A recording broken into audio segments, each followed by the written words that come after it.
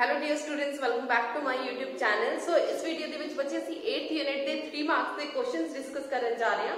So last video ਦੇ ਅੰਦਰ ਬੱਚੇ ਅਸੀਂ 2 ਮਾਰਕਸ ਦੇ ਕੁਐਸਚਨ ਆਲਰੇਡੀ ਡਿਸਕਸ ਕਰ ਚੁੱਕੇ ਹਾਂ। ਸੋ 3 ਐਂਡ 2 ਮਾਰਕਸ ਦੇ ਕੁਐਸਚਨ ਜੋ ਆਪਸ ਵਿੱਚ ਬੱਚੇ ਕਾਫੀ ਜ਼ਿਆਦਾ ਮਿਲਦੇ ਜੁਲਦੇ ਹੁੰਦੇ ਆ।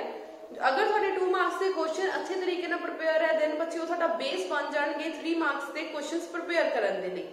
सो 3 मार्क्स के क्वेश्चन के लिए बच्चे तुसी 8th यूनिट का सिलेबस बहुत अच्छे तरीके से चेक किया होगा कि उसके अंदर 2 पोर्शनस बने हुए हैं। फर्स्ट पोर्शन सो थोड़ा जिहा बच्चे हट के जड़ा आ सैकेंड पैराग्राफ होंदा स्टार्ट होंदा आ उहदे विच सैकेंड पोर्शन इहदा मतलब चांसेस है कि फर्स्ट जड़ा बच्चे दे विच साडे 2 क्वेश्चन आणगे और पागे। इहदा मतलब चॉइसेस आ 8th यूनिट के अंदर थ्योरी के अंदर कि तुहानू 2 क्वेश्चन आणगे, दोनों विचों एक क्वेश्चन जड़ा तुसी अटैम्प्ट करना है। सो फर्स्ट पोर्शन दे विचों बच्चे एक क्वेश्चन आ सकता है और सैकेंड पोर्शन दे विचों एक क्वेश्चन आ सकता, बट इट्स नॉट 100% श्योर कि इदा ही आएगा फर्स्ट विचों और सैकेंड दे विचों।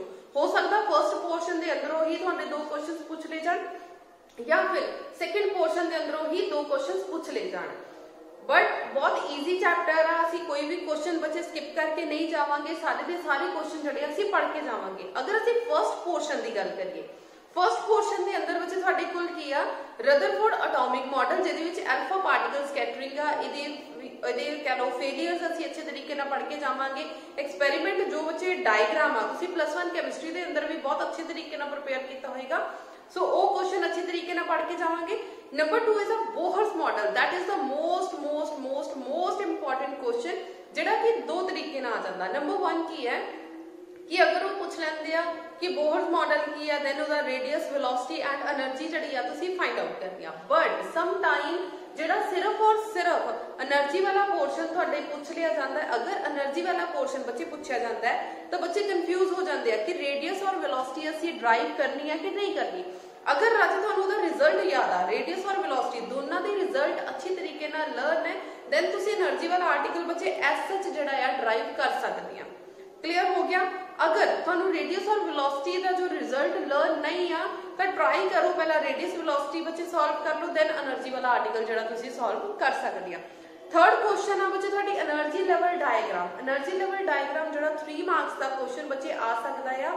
Then fourth one is spectrum series. So इन्हां 4 क्वेश्चन दे विचों बच्चे एक क्वेश्चन जड़ा कह लो कि डेफिनेटली आएगा ही आएगा। क्लियर हो गया जी। हुण आ जाओ सैकेंड पोर्शन दे उपर। ਹੁਣ ਸੈਕੰਡ ਪੋਰਸ਼ਨ ਦੇ ਅੰਦਰ ਕੀ ਹੈ? ਸੈਕੰਡ ਪੋਰਸ਼ਨ ਦੇ ਅੰਦਰ which is the most important question that is radioactive disintegration law ਜਿਹਦੇ ਵਿੱਚ ਅਸੀਂ 4 laws ਲਿਖਦੇ ਆ। spontaneous emission ਹੁੰਦੀ ਹੈ, alpha particle beta particle ਕਿਸ ਤਰੀਕੇ ਨਾਲ ਨਿਕਲਦੇ ਆ, ਜਿਹਦੇ ਵਿੱਚ ਬੱਚੇ exponential nature ਆਂਦਾ ਆ। ਠੀਕ ਹੈ, ਲਾਸਟ ਦੇ ਵਿੱਚ ਅਸੀਂ ਗ੍ਰਾਫ ਕਰਦੇ ਆ exponential nature ਆਂਦਾ ਆ ਬੱਚੇ। ਉਹ ਵਾਲਾ ਕੁਐਸਚਨ ਜਿਹੜਾ most important question ਹੈ। ਇਸ ਤੋਂ ਇਲਾਵਾ न्यूक्लियर फोर्सेस की आ देन ओदियां प्रॉपर्टीज तुसी लिखनियां आ। अगर 3 मार्क्स का क्वेश्चन आंदा तो बच्चे तुसी 6 to 8 जिहड़ियां प्रॉपर्टीज लिखोगे। अगर यही क्वेश्चन 2 मार्क्स दे विच आंदा तो 4 प्रॉपर्टीज लिख दोगे तो सफिशिएंट है। Last one is a binding energy curve, that is the most important questions. So जिन्ने बच्चे मैं बोल के हटियां सिर्फ इन्ने ही क्वेश्चन तुसी अच्छे तरीके नाल प्रिपेयर करके आओगे तो 3 मार्क्स का बच्चे तुहाडा 100% श्योर है कि क्वेश्चन जड़ा कवर हो जाएगा। सो बच्चे एक बार आपां थ्योरी ते देख लैंदे आ, निगाह मार लैंदे आ कि किहड़े क्वेश्चन किस तरीके नाल आणगे तो असीं उहदा आंसर किस तरीके दे नाल लिखना है। सो बच्चे साडा फर्स्ट क्वेश्चन है What were the observation and conclusion drawn from Rutherford alpha particle scattering? So बच्चे तुसी डायग्राम ड्रॉ करके आनी है, देन ऑब्जर्वेशंस लिखनिया, देन इहदा कंक्लूजन लिखना है। बच्चे हार्डली जड़ा है 2 मार्क्स का क्वेश्चन आने के चांसेस ज़्यादा है। Then write main postulates of Rutherford atomic model. So बच्चे आ वाला क्वेश्चन और आ वाला क्वेश्चन मिक्स हो के जड़ा 3 मार्क्स का क्वेश्चन बन जाएगा। सो तुसी इस तरीके नाल प्रिपेयर करना है कि साडा अगर 2 मार्क्स का आंदा तो असीं अलग-अलग लिख दांगे, अगर 3 मार्क्स का क्वेश्चन आंदा तो असीं कंबाइन करके इनू लिख दांगे। नेक्स्ट आ what are the drawbacks of Rutherford atomic model. बच्चे सिमिलरली 2 मार्क्स का क्वेश्चन भी आ सकता, 3 मार्क्स का क्वेश्चन किसी नाल कंबाइन होके आ सकता है। हुण आ जाओ बच्चे next which is the most important question. State Bohr's postulate for atomic model and derive an expression for it. So electron का बच्चे असीं जिहड़ा आ प्रॉपर ये आर्टिकल ड्राइव करना है। सब तो पहला असीं लिखांगे दे लॉस लिखांगे किस तरीके नाल इहदी एनर्जी हुंदी है, इहदी एंगुलर मोमेंटम हुंदा। देन ਇਹਦਾ ਮੈਥਮੈਟਿਕਲ पोर्शन। ਇੱਥੇ ਬੱਚੇ ਅਸੀਂ रेडियस निकालिया। सो रेडियस तो बाद बच्चे वेलोसिटी पूछी जा सकती है, एनर्जी पूछी जा सकती है। सो यूनीमैक्स की बुक के बच्चे सिर्फ इन्ना ही दिता होया, अदरवाइज पूरे का पूरा लॉन्ग क्वेश्चन जोड़ा है इंपॉर्टेंट है। दैन लिमिटेशंस है बच्चे बोहर्स मॉडल दियाँ। सो बोहर्स मॉडल दियाँ बच्चे जो लिमिटेशंस आ that is also most important. So next बच्चे 3 मार्क्स का क्वेश्चन जो इंपॉर्टेंट है that is energy level diagram. ये तो बहुत ज़्यादा सिंपल जो बच्चे आर्टिकल है और इनू बहुत अच्छे तरीके जो तुसी प्रिपेयर करना है। ठीक है जी। नैक्सट ये सी बच्चे जो स्पैक्ट्रम सीरीज़ के अकॉर्डिंगली ये एनर्जी लेवल डायग्राम केड़ा है जिहदे असीं स्पैक्ट्रम सीरीज़ लिखते हैं, like Lyman series, Balmer series एक्सैक्ट्रा।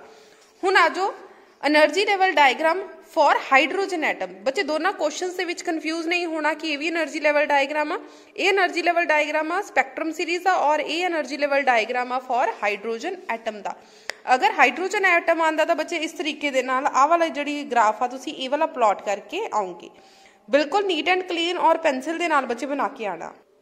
Next question which is most most most important that is what is radioactive, state the laws of radioactive. So बच्चे सब तो पहला तुसी लॉज लिखोगे, देन मैथमैटिकल पोर्शन जो तुसी स्टार्ट करोगे। बहुत ज़्यादा ईजी टॉपिक है।